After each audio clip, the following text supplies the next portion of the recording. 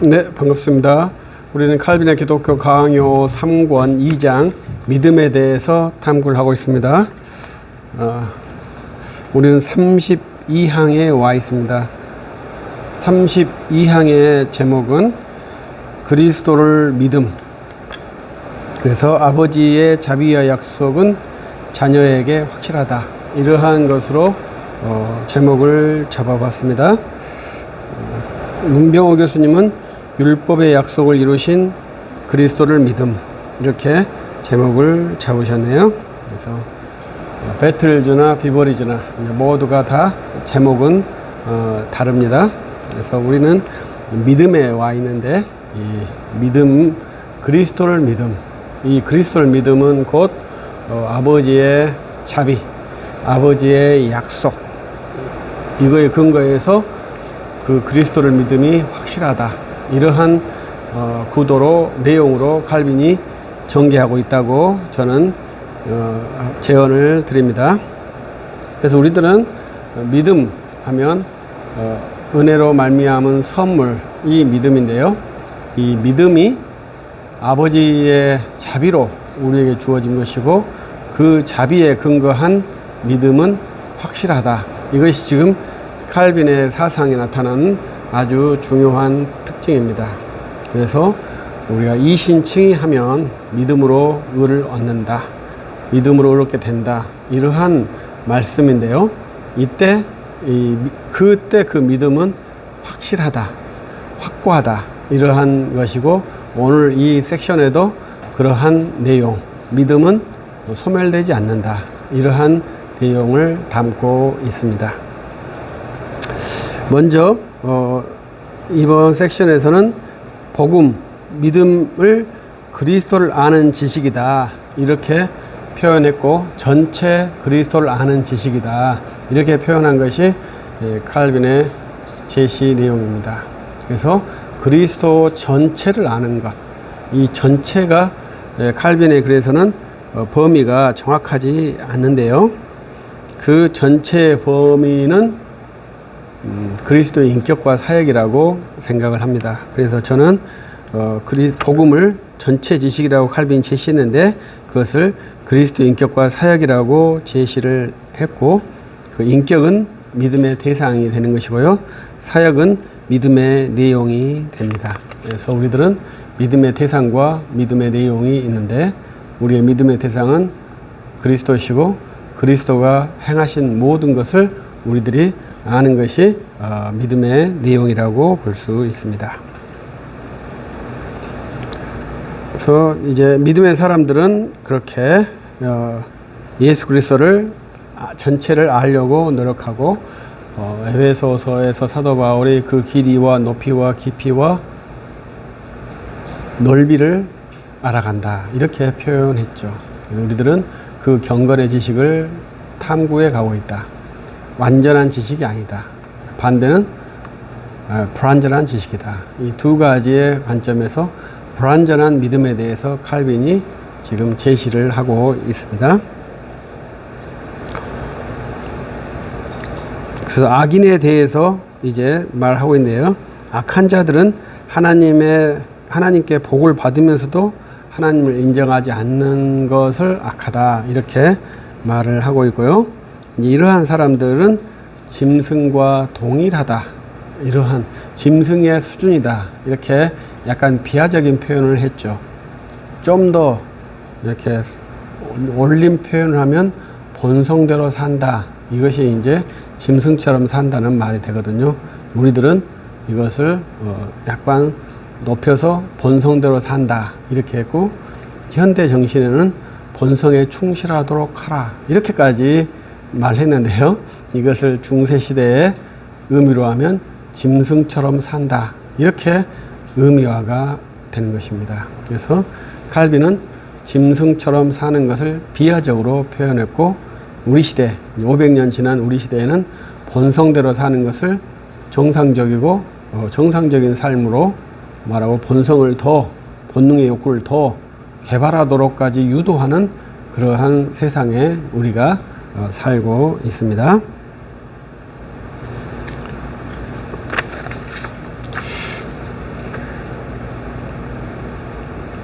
그리고 악인들은 자기에게 주어진 약속을 거부하는 사람들이고요. 거부하는 사람들입니다. 그리고 믿음의 약속이 어떻게 일어나는가, 이것이 이제 상당히 어려운 내용이죠. 그래서 우리들에게 하나님의 은혜의 유효성이라는 것은 은혜가 작용해서 맺는 그 열매, 이러한 것들이 어떻게 일어나는가, 이것은 상당히 어려운 문제입니다. 그런데 우리 개혁파 학자들이 오면서 그거에 대해서 해소하려고 시도했다가 해소하지 못하고 좌절된 상태거든요. 이러한 사유체계가 청교도에 와서는 상당히 발달되었어요. 근데 저는 그렇게 깊게 사색할 것이 아니라 복음의 원천에 머물러서 그 복음을 전달하고 증진하고 그 복음을 확실하게 하는 훈련을 해야 한다, 이렇게 말씀을 드리고 싶어요. 칼빈도 이제 어떻게 그 유효한 산물을 우리가 평가할 수 있을까, 맺힐 수 있을까, 이러한 것을 아주 간단하게 쓰고 있습니다. 그러나 이제 청교도에 와서는 그것을 구체적으로 쓰게 됐고, 그것을 구체성을 체계화시킨 사람들이 이제 메도디스트라고 할 수 있겠죠. 그래서 그 유효성은 믿음에서만 가능하다, 이렇게 말씀하고, 그 다음에 우리의 배신 때문에 그 약속이 소멸되는 일이 없다, 이렇게 아까도 왜 확실성, 소멸됨이 없다, 이것이 이제 칼빈이 반복적으로 하는 말이거든요. 그것은 우리의 구원의 결과치, 근원치, 이런 것을 모두 다 하나님께 두고 있기 때문에 그렇습니다.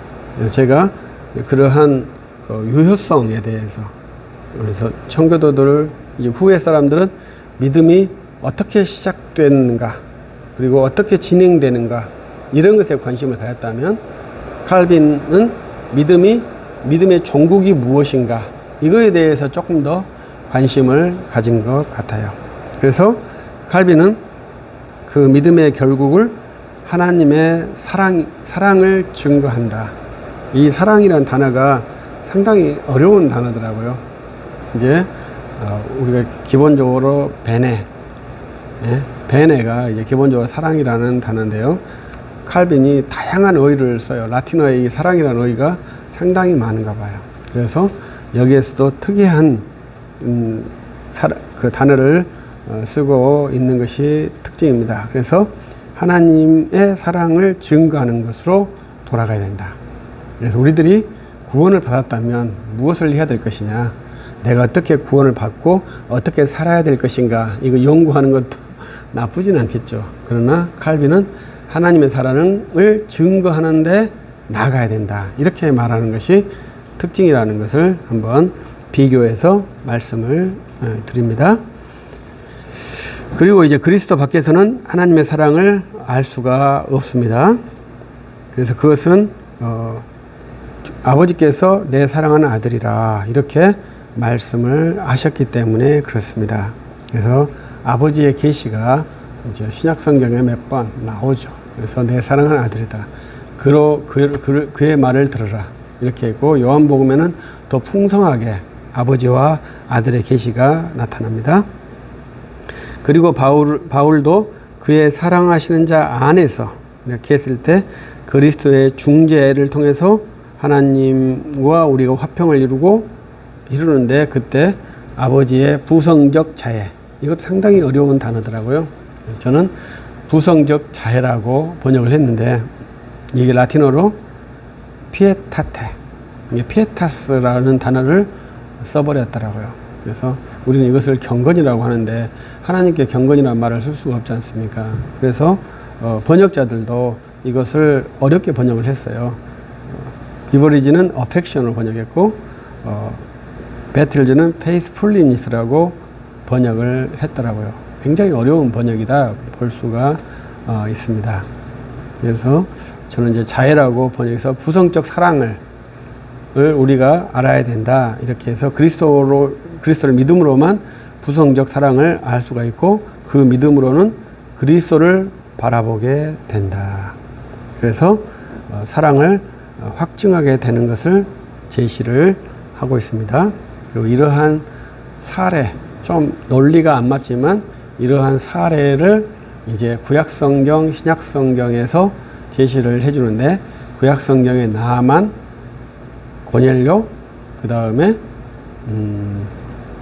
에디오피아 내시, 이 세 사람을 예로 들어서 설명을 하고 있습니다. 그들이 그리스도를 알지 못했지만 의롭다고 인정해줬다, 이런 것이 이제 주요 포커스예요. 그래서 그리스도를 알지 못하는 사람들의 의로움에 대해서, 그러나 그들은 그리스도를 알았다, 이렇게 제시를 한 것이 칼빈의 내용입니다. 고넬료, 나아만이, 아람 장군 나아만이 그리스도를 알았겠습니까? 거기에는 그리스도를 알았다는 근거가 거의 나타나지 않죠. 그런데 칼빈은 그리스도를 알았다, 희미하게 알았다, 이렇게 해석을 하는 것이죠. 왜? 그 원리의 근거에서 믿음의 사람의 구주는 모두가 다 동일하거든요. 예수 그리스도가 구약과 신약의 믿음의 구주예요. 그렇기 때문에 나아만이 구원을 받았다면 그리스도를 알았다, 이렇게 말이 되어야 원리적인 것이 됩니다. 그러나 그것을 이제 성경 본문에 어떻게 맞출 것이냐, 이것은 약간 이제 어려움이 있죠. 그래서 기독론적 해석에서 난점이 그런 것이죠. 그래서 본문을 뛰어넘어서 기독론적으로 나아가는 것을 칼빈이 많이 주의를 했지만, 여기서는 기독론적 해석을 통해서 나아만도 그리스도를 믿었다, 희미하게 믿었다. 그래서 구약성경은 그리스도를 희미하게 믿는 것이다, 신약성경은 그리스도를 확실하게 믿는 것이다, 이렇게 제시를 해줘요.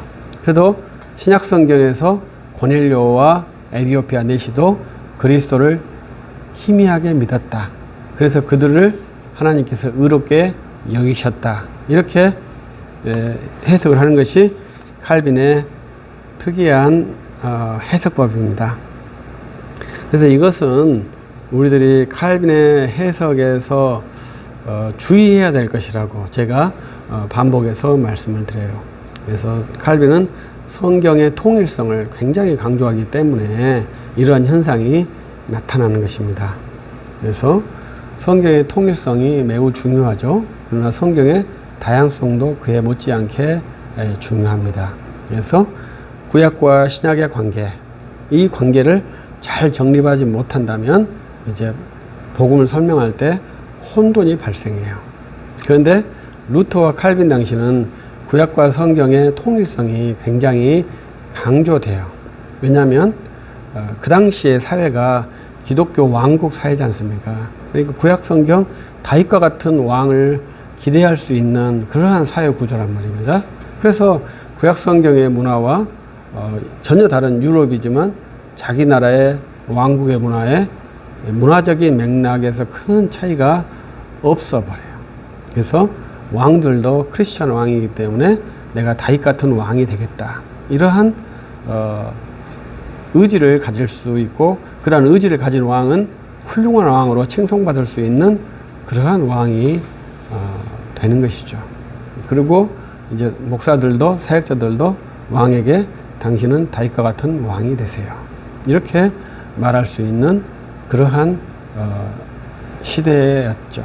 그러한 시대에서 성경을 볼 때 이제 약간의 오류점이 나오는 것은 그때 당시와 지금을 동일하게 생각을 해버리는 것이죠. 그것은 상당히 큰 문제를 갖게 됩니다. 그 큰 문제는 성경의 충족성을 믿으면서 성경의 충족성을 믿지 않는 그러한 행동이에요. 성경의 충족성이라는 것은 성경의 형태가 종결되었다는 말이거든요. 그리고 계시가 중지되었단 말이거든요. 그런데도 불구하고 그 시대와 현 시대를 동일화 시켜버리니까 그것은 논리적 모순 구조가 발생하는 것이죠. 칼빈도 그 패턴에서는 자유롭지 못해요. 그래서 나아만이나 고넬료나 에디오피아 넷시를 믿음의 동일선상에서 자기와 동일화시켜서 설명을 하고 있습니다. 그러나 우리들은 나아만이나 고넬료나 에디오피아 넷시나 사도들이나 그런 분들하고 믿음을 동일화시키면 안 됩니다. 우리가 믿음을 동일화시킬 수 있는 첫 번째 사도가 사도 바울이에요. 그는 예수님을 믿지 않고 사도가 된 아주 특이한 사람이거든요. 그래도 우리 사도 바울과 우리가 동일화가 안 되는 그것은 사도 바울은 계시를 수납하신 분이잖아요. 성경에 영감을 받으신 분이잖아요. 그렇기 때문에 우리와 또 동일화를 할 때 주의해야 합니다. 그 외에 이제 아타나시우스나 이러한 탁월한 믿음의 교부들은 우리와 동일화를 해도 큰 차이가 없죠. 문화적 차이만 있을 뿐이지 계시의 차이는 가깝고 먼 차이지 계시 중지된 기간은 같기 때문에 큰 문제가 없습니다. 그러나 사도 요한이나 사도 바울이나 이런 분들하고 우리가 동일화시켰을 때는 계시의 종결성, 계시의 중지, 성경의 충족성과 상충되는 그러한 논리 구조를 갖게 돼요. 그래서 그러한 것들을 상당히 주의해야 한다고 생각합니다. 그래서 우리 시대에는 계시 이해가 아주 혼란해졌는데 그 혼란한 그 원인은 칼 바르트에게 있다고 저는 생각을 합니다. 그러나 우리의 믿음의 선진들에게도 그러한 흔적이 있기 때문에 우리의 믿음의 후진들이 그 선배들의 오류를 답습하면 안 돼요. 그래서 우리들은 구원을 이루는 지식, 그 다음에 창조를 이루는 지식, 이 두 가지의 지식 체계를 엄격하게 구분하면서 또 그것을 통합적으로 보면서 나아갈 수 있는 그러한 훈련이 필요하죠. 네, 칼빈은 그러한 점이 조금 많이 약합니다. 그러한 것들이 여기에서도 나타났어요. 그래서 저는 지금은 우리가 313년 이전의 기독교의 형태가 대한민국과 세계에 오지 않았는가 이렇게 생각을 하고 313년 이전의 교회라는 것은 사도행전의 교회를 말하거든요. 그래서 복음을 전하고 모이기를 힘쓰고 떡을 떼고 교제하는, 그래서 세상 사람들에게 그리스도인이라고 인정받는 그러한 교회를 구성할 수 있도록 하는 아주 전투적인 그리스도인이 필요하고, 우리가 우리 지상교회를 전투적 교회라고 말하는 그 전투력이 만렙이 되어야 되는 그러한 아주 긴박한 상황에 있다고 생각을 합니다. 교회가 없는데 무슨 신학을 논증을 하겠고 교회가 없는데 어떠한 하나님 이야기를 할 수 있겠습니까? 교회를 존재하게 하는 것은 복음을 전도하는 일 외에는 없습니다. 그렇기 때문에 반드시 교회는 복음을 전도해야 합니다. 그러나 칼빈 시대에는 기독교 왕국이기 때문에 법제화를 정확히 하면 기독교가 바로 설 수 있겠다는 시대였죠. 그 시대와 우리 시대는 완전한 시대적 차이가 존재합니다. 그 간격을 이해하고 칼빈을 보아야 우리들이 칼빈의 글이 살아서 역동하는 그러한, 그리고 이 시대에 적용한 글이 될 수 있지, 이 칼빈의 글이 너무 달콤하다, 그렇다면 이 시대의 사상으로 이걸 적용하려고 하면 많은 문제점들이 발생할 것이라, 이렇게 생각이 듭니다. 칼빈이 우리 믿음의 아주 귀한 선생님이시죠. 그러나 그 선생님은 그 시대에 교회 개혁을 위해서 힘썼지 21세기 교회를 위해서 힘쓴 사역자가 아닙니다. 우리들도 마찬가지죠. 우리가 23세기의 교회를 위해서, 개혁을 위해서 힘쓰는 게 아닙니다. 우리의 복음이 23세기에 갈 것까지 배려하는 것도 아닙니다. 우리는 현재 우리에게 주어진 과업을, 우리에게 주어진 미션을 충실하게 수행하는 그러한 시대의 청직이고, 이 시대에 나에게 주어진 분깃에 최선을 다하는 사역자가 된다면, 그것은 주님이 우리에게 주신 미션, 나에게 주신 미션을 수행하다가 갈 수 있는 그러한 종이 될 것이라 생각을 합니다. 오늘은 칼빈의 기독교 강요 3권 2장 32항을 말했고요. 32항의 제목은 그리스도를 믿음, 아버지의 자비의 약속은 자녀에게 확실하다. 이러한 내용으로 짧게 내용을 제시해 보았습니다. 마지막으로 우리들이 계속 훈련하는 거 있죠? 믿음을 한마디로 정의하는 것이 매우 어렵다. 그렇기 때문에 여러분들에게 주어진 정보들을 보고 성급하게 판단하지 말고 깊이 성찰하고 천천히 접근하는 그러한 인내력과 절제력을 가진 자세로 학문을 해야 한다. 특히 신학은 더욱더 그러한 항목이다. 이것을 한번 기억해 주면서 계속 우리들이 함께 신학 훈련을 해 보았으면 좋겠습니다. 여기까지 하겠습니다. 감사합니다.